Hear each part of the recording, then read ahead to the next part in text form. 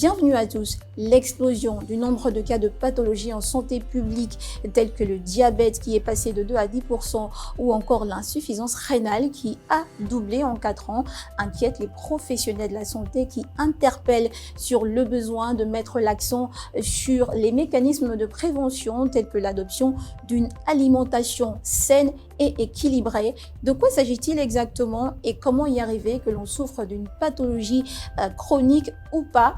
Pour en parler, Instant Santé reçoit aujourd'hui Madame Michèle Gaba, qui est nutritionniste au cabinet Jairus de Libreville.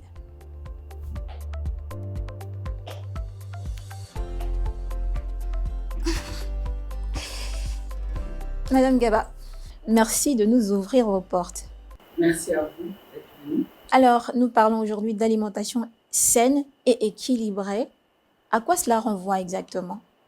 Alors, l'alimentation saine et équilibrée renvoie en fait au bon fonctionnement physiologique au niveau du corps et des organes, en fait, principalement, parce que tout ce que nous mangeons a un impact physiologique sur notre santé. Donc, l'alimentation, on peut avoir une alimentation saine, mais pas forcément équilibrée. Donc, il y a une différence. Il y a une différence entre les deux. Donc, ça veut dire que l'alimentation que je mange, elle est saine, mais pas forcément équilibrée. C'est-à-dire qu'équilibrée, je ne retrouve pas toute la famille des aliments dont mes organes ont besoin, en fait, pour faire une meilleure régénération cellulaire. Quels sont les groupes d'aliments qu'on doit retrouver dans une assiette pour avoir une alimentation équilibrée? Le groupe d'aliments qu'on va retrouver, ça va être des protéines. Donc, les protéines, c'est la viande, le poisson, les œufs, le lait, voilà, d'un peu dans ce genre d'aliments. Donc, c'est ce qui va constituer en fait la formation du muscle, voilà, et de la croissance aussi pour les enfants. Alors, on va retrouver aussi les légumes, ce qui est souvent oublié dans souvent les menus des personnes. Alors que les légumes, en fait, c'est eux qui vont vous amener les minéraux, les vitamines, les fibres. Après, il faut aussi qu'on retrouve aussi les fruits. Les fruits aussi, ils vont vous amener des vitamines, des fibres aussi.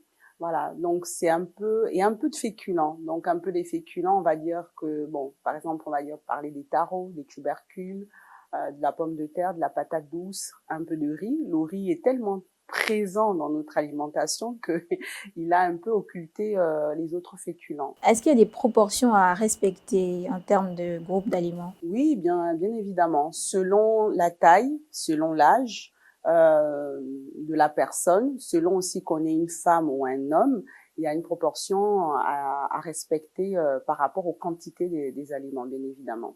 Et peut-on avoir donc ces différentes proportions? Pour une femme, on va dire par exemple d'1,60 m, mais comme on va parler en grammage, on va dire que en moyenne, il faut par exemple consommer 150 grammes au niveau de tout ce qui est viande, protéines en fait.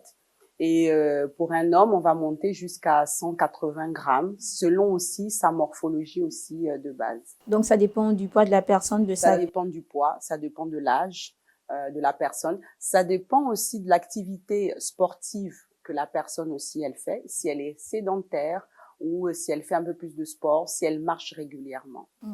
Est-ce qu'on peut dire qu'une l'alimentation joue un rôle crucial dans la prévention des maladies non transmissibles telles que le diabète ou encore l'hypertension? Bien évidemment. Alors, vous savez, nous, on est un métier de prévention. Et ce qu'on trouve souvent regrettable, c'est que les gens ne font pas la liaison entre ce qu'ils mangent et le développement des maladies, les pathologies chroniques, voilà, comme le diabète, comme les maladies cardiovasculaires, comme les cancers. Oui, parce que tout ce que nous mangeons, c'est ce qui permet en fait d'avoir une régénération cellulaire. Donc, la régénération cellulaire, faut savoir que la cellule, en fait, elle se reconstitue quasiment tous les jours. Donc, si c'est comme, je donne souvent un exemple, c'est comme si vous avez du carburant, donc l'alimentation c'est votre carburant, et si vous mettez pas le bon carburant, la voiture en fait elle va avoir du mal à démarrer au quotidien. Donc l'organisme c'est pareil. Donc si vous mettez pas les bons aliments, vos organes vont avoir du mal en fait à se régénérer. Donc alors la mauvaise alimentation représente un risque énorme alors? Bien évidemment. Vous voyez que actuellement on parle énormément par exemple de cancer. Donc, faut savoir que le cancer, c'est une mutation cellulaire qui se fait pas bien. Donc, si finalement on a une alimentation qui est totalement déséquilibrée, la cellule, en fait, elle va pas répondre bien, en fait, elle va pas répondre en santé. Et il faut savoir, souvent, les gens oublient que tout est lié. Même au niveau du cerveau, c'est-à-dire que tout ce qu'on mange, notre cerveau aussi est alimenté par ce que nous mangeons. Donc, si nous voulons aussi avoir aussi un mental en forme, qui fonctionne bien, parce que beaucoup, on focalise énormément sur le cœur, parce que il y a beaucoup de gens qui ont compris que, par exemple, quand ils vont voir un cardiologue, on leur dit oui, il faut réduire le sel. Dès qu'ils ont une tension un peu haute, beaucoup ont compris qu'il faut réduire le sel, vous voyez. Donc ça rentre déjà dans les mentalités. Mais alors maintenant, le gros travail maintenant qui reste à faire, c'est de travailler sur les apports en sucre dans l'alimentation des gens. Parce que le sucre, en fait, on va le trouver dans plusieurs aliments. Et souvent, les gens ne le détectent pas parce que pour eux, tout ce qui est sucré, c'est ce qui se sent en bouche. Alors Effectivement. que, en fait, le sucre, on le trouve quasiment partout. Et où est-ce qu'on retrouve justement ce sucre-là? Alors, le sucre, notre aliment phare dans toutes les familles, c'est le riz. Donc, le riz blanc. Donc, faut savoir qu'une assiette lambda de riz, c'est en moyenne 27 morceaux de sucre, l'équivalent. Après, on a aussi les sodas. Mais là, les sodas, les gens le savent parce qu'ils le sentent en bouche. Et qu'il faut faire aussi attention. Après, on a aussi tout ce qui est tubercule, manioc, igname, taro, pommes de terre. Voilà. Donc, par exemple, la pomme de terre, c'est un aliment qui est énormément sucré parce que il y a pas de fibres. Donc, le taux de sucre qu'il y a dans l'aliment rentre directement dans le sang, en fait. Donc, c'est ça qui va amener, par exemple, un peu le développement du diabète parce que le sang dans le sucre va être trop élevé. Mais est-ce que ça veut dire que ces aliments-là sont nocifs pour la santé alors? Non, les aliments en tant que tels ne sont pas nocifs pour la santé, mais c'est la consommation excessive et D'accord. abusive. Voilà. Et vous voyez que par exemple le matin, on a pris des habitudes. On va commencer par exemple par un sandwich. On va parler par exemple dans le sandwich, on va retrouver de la mayonnaise, on va retrouver de la fromagie, pour ne pas citer trop de. on va retrouver du sel. Donc, rien que la moitié d'un pain, c'est en moyenne 8 morceaux de sucre que vous avez consommé. Sans compter qu'on va prendre du café à côté. Dans le café, on va rajouter au moins minimum 3 ou 4 morceaux de sucre. Donc, voilà, c'est toutes ces habitudes alimentaires, en fait, qu'il faut réussir à changer chez les gens. Mais qu'est-ce qu'on doit prendre le matin, par exemple, à la place du sandwich dont vous avez parlé? Ce qui serait plus sain pour le corps, il faut savoir que le corps reconnaît, en fait, ce qui vient par la terre. Donc, c'est-à-dire, on doit être quasiment on va dire du producteur au consommateur, donc de la terre à l'humain, et sans trop de transition au milieu. Donc tous les aliments quasiment tout le temps transformés vont venir en fait avoir en fait un impact inflammatoire au niveau de l'organisme. Donc idéalement, on peut commencer par exemple même par prendre un quart de papaye. La papaye aussi c'est très bon pour la santé. Donc des fruits en fait. Des fruits, mais pas beaucoup de fruits, parce que beaucoup de gens dès qu'on leur parle de fruits, ils consomment après massivement les fruits. Donc, sans oublier aussi que les fruits ont du sucre. Donc, si on en consomme aussi énormément, on peut faire aussi augmenter la glycémie, donc le taux de sucre dans le sang. Donc, il faut toujours avoir une modération, même les aliments qui sont dits naturels. Donc, on peut prendre un peu de papaye, on peut prendre simplement une omelette, donc 2 œufs ou 3 œufs, ça dépend de la corpulence de la personne, avec une citronnelle. Et vous avez déjà un bon petit déjeuner équilibré. Est-ce que ces règles nutritionnelles concernent tout le monde? Est-ce que ça concerne également les enfants, par exemple? Bien évidemment, encore plus les enfants, parce que les enfants sont en phase de croissance. Donc, étant en phase de croissance, ils ont besoin d'avoir une alimentation bien équilibrée. Mais malheureusement, ce qu'on retrouve aujourd'hui, c'est qu'il y a trop d'enfants qui sont obèses. Et l'obésité est une réelle maladie. Et donc, il faut savoir, par exemple, qu'on va retrouver des enfants même de 12, 13 ans, 15 ans maximum, qui ont déjà le diabète de type 2. Donc, ce diabète de type 2 est développé par une mauvaise hygiène alimentaire. Donc, la consommation excessive des sodas. Donc, ça aussi, ça dérègle le pancréas, qui est le petit organe, en fait, qui va permettre de redistribuer réguler le taux de sucre dans le sang. Et donc, on va retrouver, par exemple, des enfants de 12 ans ou 15 ans qui ont la stéatose, c'est le foie gras. En fait, c'est des maladies qu'on va retrouver, par exemple, avec des alcooliques, maintenant qu'on retrouve chez des adolescents de 15 ans à 12 ans qui ont déjà un foie gras. Et qui constitue également un facteur de risque, l'obésité, pour les maladies non transmissibles.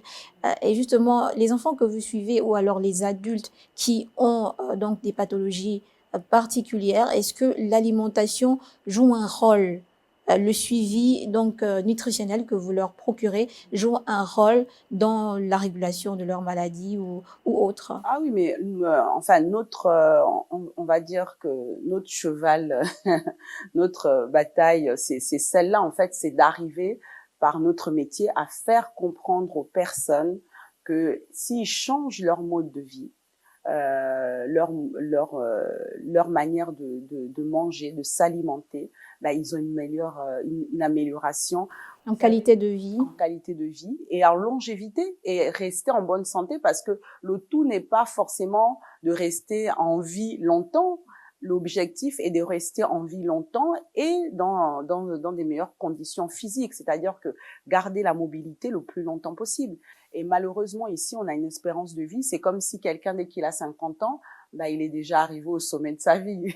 Alors que dans d'autres pays, en Europe ou en Asie, on voit des centenaires qui sont en très bonne santé, qui se déplacent, qui vont faire leurs courses, qui vont chercher leurs petits-enfants. Et pourquoi nous, on n'aurait pas ça ici? C'est simplement parce qu'on a une hygiène de vie totalement déséquilibrée. Il y a donc besoin de revoir les choses à ce niveau. Ben, je pense oui, parce que les maladies chroniques pour l'État va peser extrêmement lourd. C'est-à-dire que dans 5 ans, et encore je suis peut-être optimiste, c'est des personnes qui vont revenir très cher à l'État. Très cher à l'État. Est-ce que, au-delà de l'amélioration de la qualité de vie, la bonne alimentation a également un impact sur la rémission des maladies telles que le cancer, par exemple? Souvent, on arrive à concilier les deux.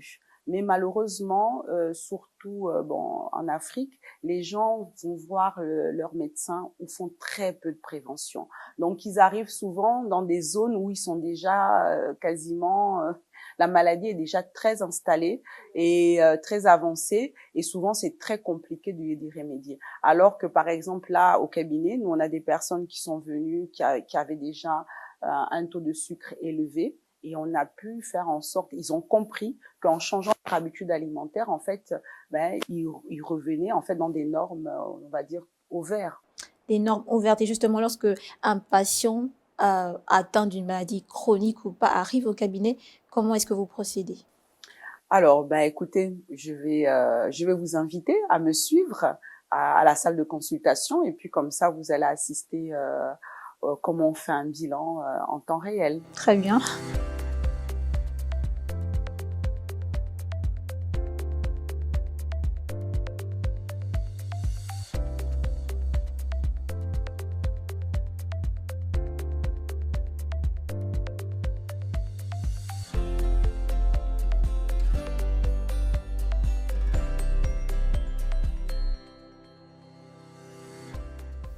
Alors, comme je vous invitais à assister à une consultation, donc là, nous avons madame qui souhaite aussi regarder ses paramètres, donc en termes de poids, en termes de glycémie, en termes de tension.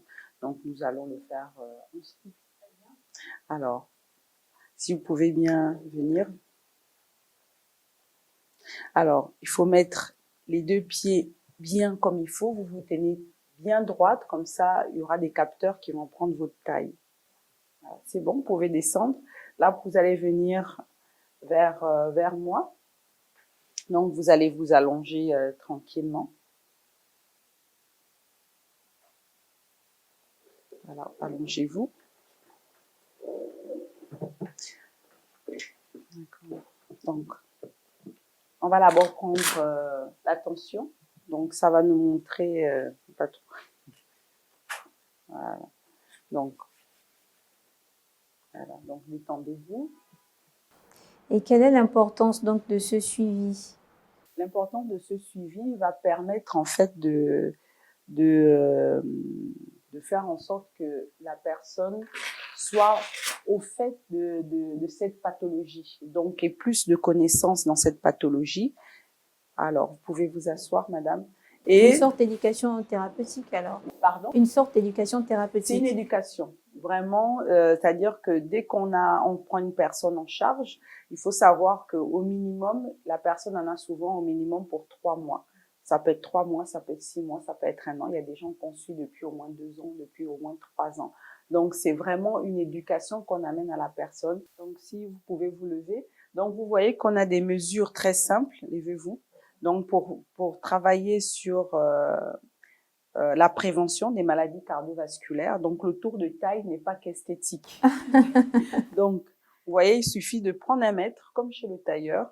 Voilà. Donc, normalement, l'objectif, c'est de ne pas dépasser les 100.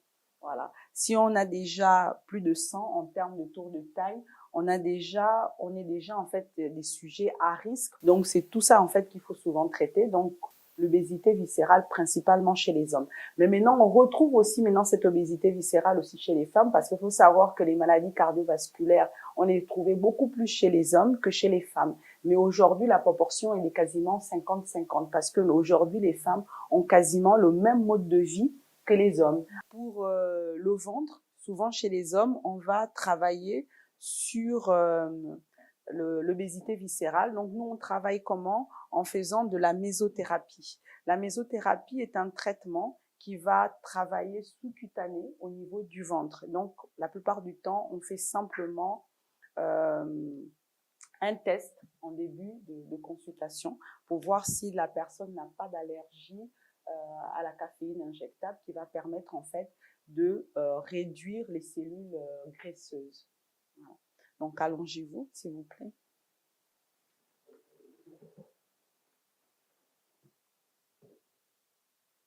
Voilà. Donc, alors, je me permets.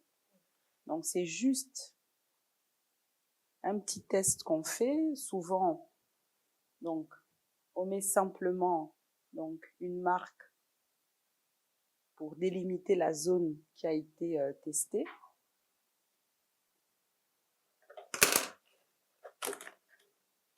Donc, ce sont des aiguilles qui sont exprès pour travailler sur de la mésothérapie. D'accord. Donc, avec les...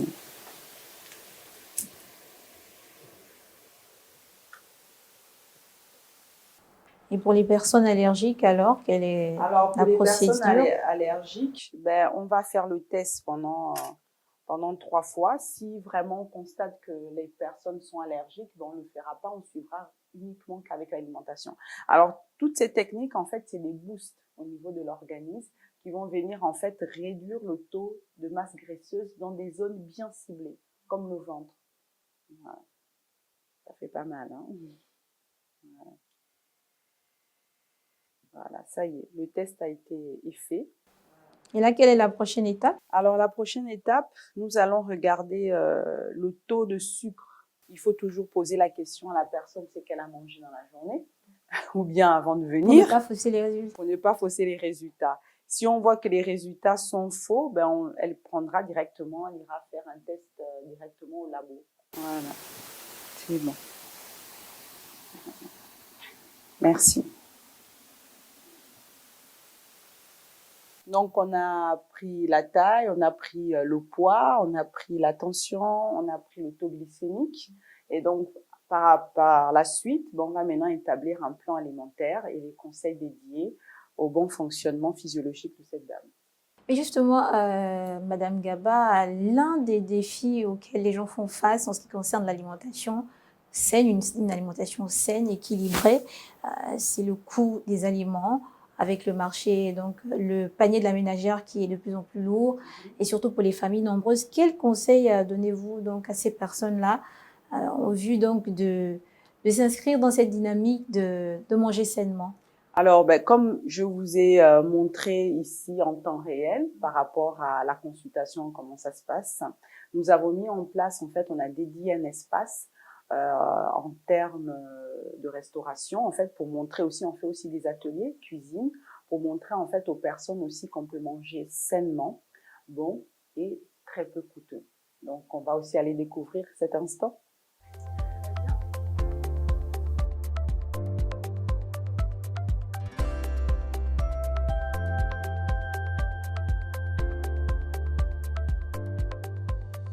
Alors, comme je vous disais, c'est toujours bien d'avoir l'aspect pratique des choses, puisque l'alimentation représente plus de 80% de notre régénération cellulaire. Et Vous savez qu'on dit souvent qu'on a un deuxième cerveau qui se trouve au niveau de l'estomac et c'est celui-là qui va permettre en fait de conserver la santé de chaque personne. Donc, on va voir l'aspect pratique, comment organiser ces repas. Organiser ces repas surtout à moindre coût. À moindre coût, effectivement, parce que ça, c'est, en termes de coût, ça revient toujours. C'est un peu l'une des difficultés que les personnes rencontrent en disant que si je ne gère pas mes repas, c'est parce que je n'ai pas assez de moyens pour pouvoir le faire. Alors, bon, on va démontrer qu'on peut le faire.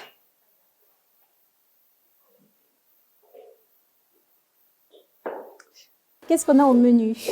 Alors, ce que nous avons au menu, c'est vraiment des mets locaux que on trouve un peu partout dans notre cuisine. Donc là, vous avez des aubergines de chez nous, les petites aubergines sauvages. Là, vous avez du folon. Là, vous avez de l'oseille déjà un peu conditionnée. Là, vous avez donc de l'oignon, des échalotes. Là, vous avez des poireaux et de l'oignon. Là, vous avez des tomates. Plus loin, on a du maquereau fumé qu'on peut trouver. Et donc, on a tous les condiments qui vont nous permettre en fait de faire un repas équilibré et sain et peu coûteux. Parce que je pense que c'est ça un peu qui motive un peu les gens. Donc, merci Pablo pour votre aide. Merci infiniment. Vous savez que les maladies cardiovasculaires, la problématique, c'est de travailler aussi sur l'excès de gras. Donc, pour les personnes qui ont du mal à gérer la quantité d'huile, parce que tout aliment qui est cuit directement dans l'huile, qui est plongé dans l'huile, favorise les risques d'inflammation et donc des maladies cardiovasculaires et de l'obésité viscérale, comme je vous disais tout à l'heure au cabinet. Donc, quand vous avez du mal, il suffit de vous munir d'une petite cuillère comme ça, une cuillère à soupe. Je pense que tout le monde a ça à la maison. Certainement, certainement. On va investir un tout petit peu quand même sur une poêle anti-adhésive pour éviter en fait que les choses accrochent. Donc, alors, il suffit après d'humidifier un peu la poêle comme ça. Voilà. Juste une cuillère à soupe. Juste une cuillère à soupe, ça suffit largement pour faire cuire les aliments. On n'a pas besoin de plus.